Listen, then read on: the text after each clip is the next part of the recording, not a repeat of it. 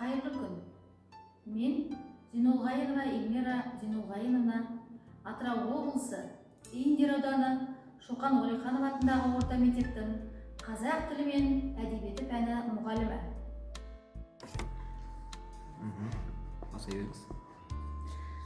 Бүгінгі вебинар сабақтың тақырыбы Абай Құнанбайұлының лирикасы. Соның ішінде қыс өлеңі туралы болмақ. Бүгінгі вебинар сабақты сіздермен бірге менің әріптесім Кенжалиев Қайырбек Жеңісұлы жүргізеді. Бұл сабақтың негізгі мақсаты оқушыларды Абай Құнанбайұлының өмірімен таныстыру, білім мен ғылымға баулып, Абайдың табиғат лирикасының сырларын терең ұқтыру, ой өрісін, дүние танымын кеңейту, шығармашылықпен жұмыс істеулеріне ықпал ету. Ендеше сіздерді қазір бүгінгі вебинар сабақтың жоспарымен таныстыра кетейін.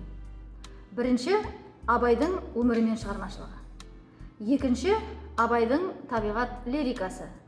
Үшінші, Абайдың қыс өлеңін тыңдау, тарихына шолу. Төртінші, тапсырмалар. Абай 23 тамыз 1845 жылы Семей облысының Шыңғыс тауларында Қарқаралының аға сұлтаны Құнанбайдың 4 әйелінің бірі, екінші әйелі Ұлжаннан туған. Абай ақын, ағартушы, қазақ жазба әдебиетінің негізін қалаушы, философ, композитор, аудармашы, саяси қайраткер, реформатор екен бәріміз білеміз. Абайдың ақындық шығармаларында қазақ халқының әлеуметтік, қоғамдық, моральдық мәселелерін арқау еткен.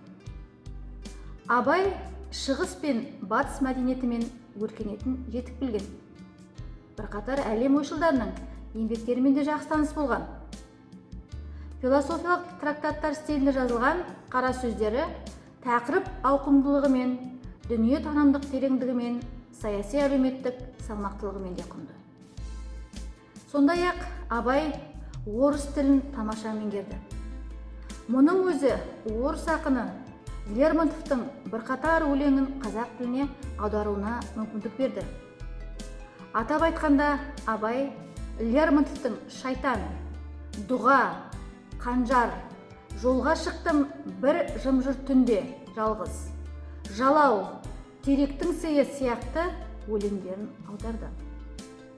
Сондай-ақ Абай Александр Сергеевич Пушкиннің Евгений Онегин дастанының үзінділерін қазақы ұғымда жатық етіп, еркін аударған. Абайдың Татьяна хатының сөзіне шығарған Татьянаның қырдағы әні қалың елдің сүйікті әніне айналғанын білеміз. Ендеше Абай шығармаларына тоқтала кетейік. Абай мысал өлеңдерін шебер жаза білді. Ақын осы жанр арқылы қазақ халқының сол кездегі өмірін, адамдардың мінезі мен іс-әрекетін дәл көрсетіп, сатиралық бейнелермен көркем жеткізді. Абай поэма жанрында меңгерген. Оған Масқұт, Ескендір, Әзім сияқты шығармалары дәлел. Абайдың іргелі еңбектерінің бірегейі ол қара сөздері. Осы сөздердің бірнешеуі алғаш рет 1918 жылы Семейде шыққан. Артынан Абайдың қара сөздері орыс, қытай, француз тілдеріне аударған. Ендеше бүгін Абайдың өлеңдерінен тоқтала кетсек. Олар махаббат лирикасы, табиғат лирикасы, білім-ғылым лирикасы. Махаббат лирикасына Абайдың «Айттым сәлем қаламқас», «Сегіз аяқ» секілді өлеңдер жатса, табиғат лирикасына «Қыс», «Жаз», «Жазғытұрым» секілді өлеңдер жатады. Ендеше бүгін сол лирикалардың бірі қыс өлеңін өтетін боламыз. Өлеңнің шығу тарихына тоқталайық. Қыс өлеңін Абай атамыз 1884 жылы Семей өңірінде қыс қатты болып, ел жұтаған, мал қырылған уақытта шығарған екен. Қыста жауған қар сәуір айында бірақ еріген. Бұл өлең сол кезеңде жазылған. Сондықтан ақын қысты ақ киімді, денелі, ақ сақалды деп зор тұлғалы адам ретінде сипаттаған. Ендеше қазір назарымызды осы өлеңнің шығу тарихының негізінде жазылған бейнежазбаға аударайық. Абай Құнанбаев. Қыз. Ақ киімді, денелі, ақ сақалды, соқыр мылқау танымас тірі жанды, үсті басы ақ қырау түсі суық, басқан жері сықырлап келіп қалды. Бұлыттай қасы жауып екі көзін, басын сілкісе қар жауып мазаңдалды. Борандай бұрқ сарқ етіп долданғанда, 6 қанат ақ орда үй шайқалды. Әуес көріп жүгірген жас балалар, беті қолы домбығып үсік шалды. Шидеммен тоң қабаттап киген малшы, бет қарауға шыдамай теріс айналды.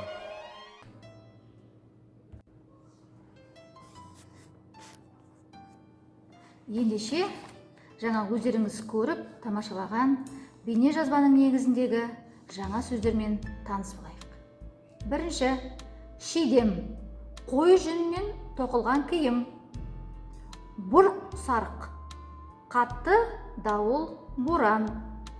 Боран долданғанда, аяз, жел тым күшейгенде, домбығып, суықтан ісіп, қызарып. Ұшпа, бұл жерде бұлт, яғни шоқ бұлт деген сөз. Қондыбай, Қанай адам аттары. Ендеше келесі қызықты тапсырмаларға түсейік. Мына семантикалық картаның негізінде сіздерге кесте берілген. Сол кестені толтыра қояйық. Дескриптор өздеріңізге назарларыңызға көрініп тұр.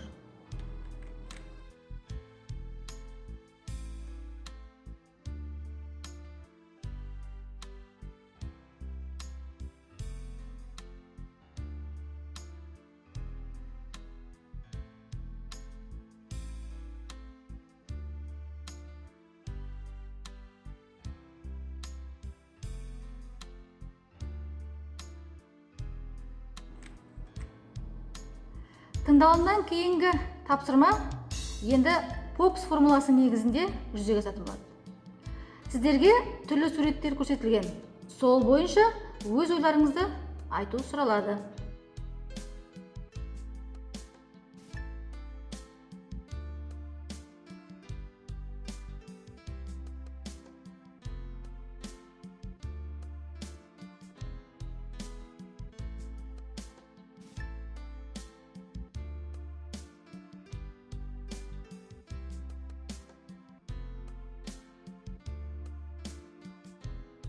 Ендеше, әрмен қарай кері байланыс. Сіздер осы тапсырмаларды орындап болғаннан кейін төменде көрсетілген әлеуметтік желіге немесе электронды поштаға тапсырманың жауабын жібересіздер. Сол арқылы мұғалім сіздерге кері байланыс беретін болады. Назарларыңызға рахмет.